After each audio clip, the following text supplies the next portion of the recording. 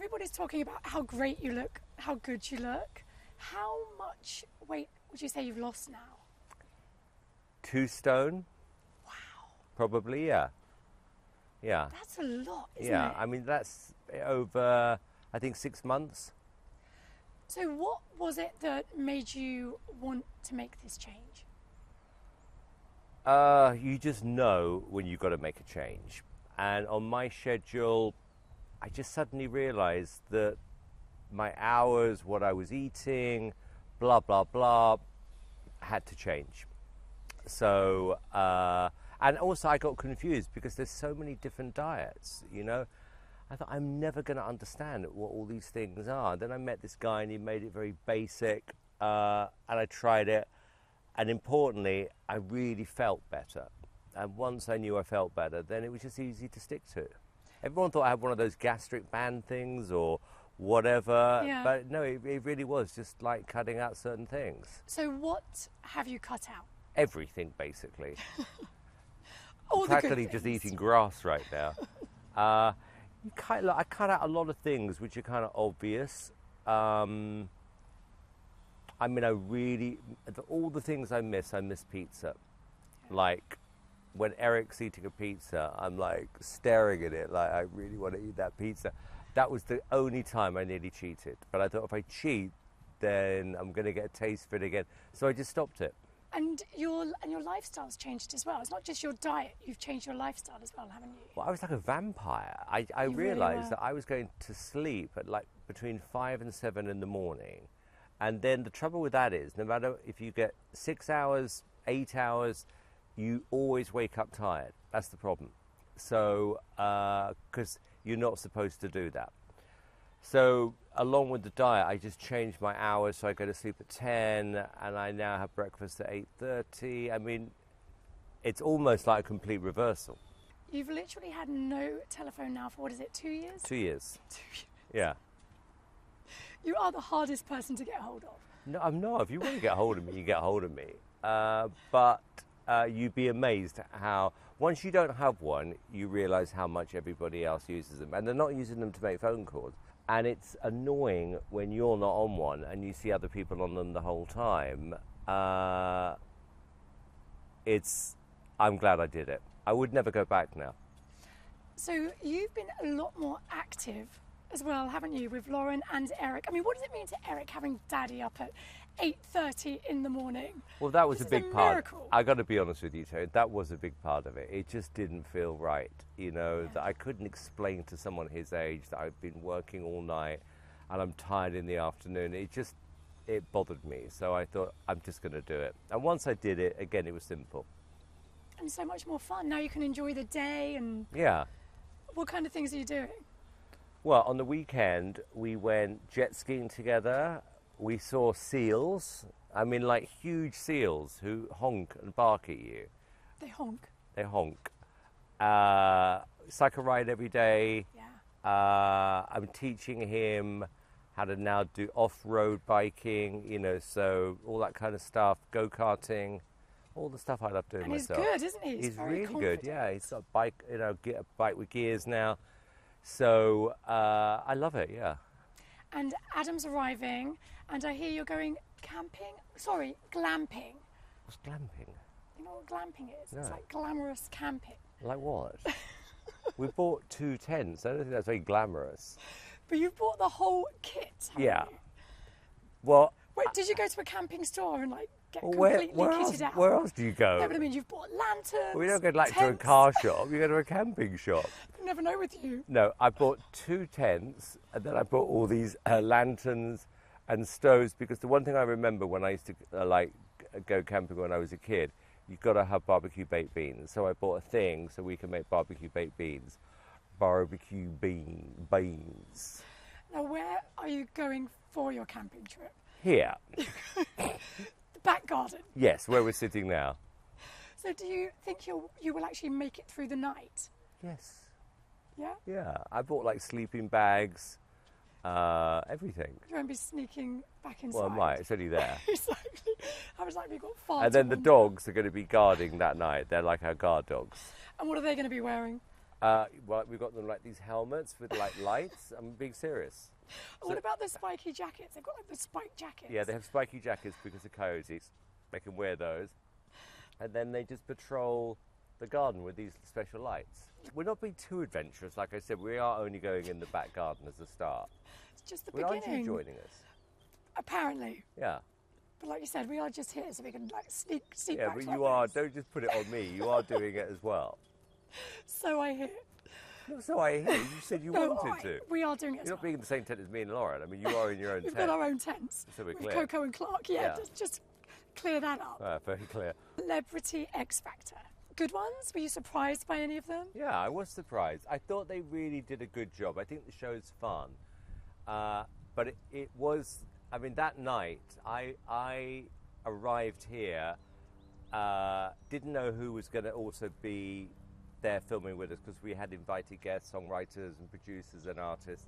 So I had to explain to everybody what the show was about, that I hadn't got a clue. So you walked in and you literally had no idea who was going to be No idea performing. whatsoever. And I was thinking, if no one can sing, or they're all terrible, this is going to be a disaster. But then I thought, well, if it's a disaster, we'll just have to recast. So, like I said, sometimes I think change is fun, and I think the people are interesting. I want to give it away, but they all really do want to win. So how is it being back with Lulu? Louis like Walsh? like with Louis, it doesn't matter whether we go 6 months or a day, we always pick up where we left off. I mean, Louis is a great friend. He's a good guy. AGT Champions was so successful, wasn't it? Yeah, well, that's really why we managed to get the British version done. Yeah. So who is standing out for you on BGT Champions then? There is no way I'm going to tell you because the winner is a bit of a surprise. Really? But at the same time, you go, that act did deserve to win. 100%. You But could a feel it surprise. on the night, yeah. Yeah. I really enjoyed making it. And also you've got another project going on, making a movie. Well, I think you might have asked me over the years what was my number one thing I would love to do in my career, and I always said I wanted to make an animated movie. So a few years ago, we had an approach to make a movie about real-life monkeys who end up appearing on one of our shows because they can sing, and they've become the biggest group in the world. And then this year we decided we just have to do it. So that's what we're doing. And I think David Walliams is going to write it. Wow. Yeah. So the two of you working together. Yeah. Yeah. And, you know, I hate to say this, but David is the most successful children's author, in fact, author in the UK at the moment. So and when I told him about the idea, he was really excited. So I think he's the right person to do it with. So you said a movie. You also spoken about doing a children's book as well. Are you going to do books? Well, I am kids' writing books? a book with Eric. I literally am as we talk. And we did this once. We had some time together. And I said, you know what, I think we should write this book together. And he's like looking at me like, what? And then he started to get involved. And we had such a fun time writing it. In the end, I said, you know what, we'll just do it. What's it about? I can't tell you yet. How long before we see that? I think fairly quick, actually. So can you believe now that you're doing the things, the next steps in your career, you're doing things for Eric? Well, not just for him, with him. Yeah. I mean, if you're going to write a kid's book, I think you've got to have... It's easier to write it with someone who's going to read it. Yeah. And luckily we have a very similar sense of humour. So it was actually really, really funny. And it was like, that was my idea, no, it was my idea, and blah, blah, blah. And yeah, it's been amazing. Yeah. So cute. Yeah. Yeah. Because you always joke about how he's going to be sitting behind the desk in a few years on BGT, AGT. Well, I think, I mean, just doing the process with him on the book, I think he has a very creative mind, you know, and he enjoyed it, you know, so of course I want him to you know, do what I do in years to come if he wants to, but this is a good way of slowly getting him into it. And he loves it, doesn't he? He really enjoyed it, He yeah. really Yeah, because he enjoys loves being at reading the shows. books. I mean, he really does read a lot of books, you know, he doesn't go... He doesn't play video games. He reads books, Yeah. he plays board games and does puzzles and stuff like that. The way you keep up and your pace and flying all over the place, it's exhausting. How much longer do you see yourself keeping this up? A long time, Terry. Longer than you think. Long time. I find it slightly easier now because I don't get wound up like I used to. I don't get stressed out like I used to. I tend to do less, but I concentrate more on what I'm doing. And can you even say you've got a favourite show, or is it like picking your favourite kid? It depends year on year. Every year, I would say every year I look back on it, I always think of contestants who made the year special. I mean, I remember the year with Susan Boyle, or that first year with Paul Potts, you know. I mean, every show, I would say normally it's who entered the show that year that makes it your favourite show. America's Got Talent this year, there was this extraordinary audition with a boy called Cody Lee. And if you haven't seen this clip, please watch this clip, because it is what happened on the day. And it's one of those auditions I will never, ever forget for the rest of my life. What would you say is the biggest change in you since becoming a dad? Biggest change is what do you worry about, you know, or what stresses you out? I mean, stuff that would stress me out 5 years ago, I couldn't care less about now. When you become a dad, something clicks in you, you know, it's all about them, you know, you become very protective, and importantly, part of the reason I changed, you know, everything in my life is that I see my life through his eyes now, you know, and it's much more simple and it's much more fun. So Eric wanted me to ask you a question. Oh, really? Yeah. And his question to Daddy is, why are you so annoying?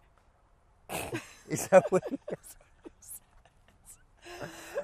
Because I am. That's the way it goes. That is the best. That's your best question you've ever asked, by the way. I love that. You really did ask that. And it's very Simon, isn't it? Yeah. Yeah. That is hilarious. I said you can ask anything you want. Yeah. What's going to be your question? Okay, Eric, Cowell, wait till I talk to you later.